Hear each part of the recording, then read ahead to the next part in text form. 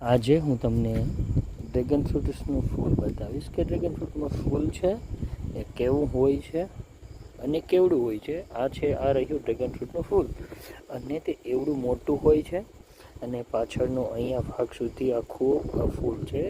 ફૂલ સવાર પડશે ને એટલે બંધ થઈ જશે, રાત્રિના સમયે ખીલે અને હવે એ ડ્રેગન ફ્રૂટ બંધાવવાનું ચાલુ થશે.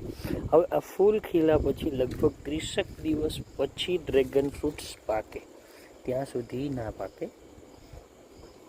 આજે હું તમને ડ્રેગન ફ્રૂટ્સનું ફૂલ બતાવીશ કે ડ્રેગન ફ્રૂટમાં ફૂલ છે એ કેવું હોય છે અને કેવડું હોય છે. આ રહ્યું ડ્રેગન ફ્રૂટનું ફૂલ અને તે એવડું મોટું હોય છે અને પાછળનો અહીંયા ભાગ સુધી આખું ફૂલ છે.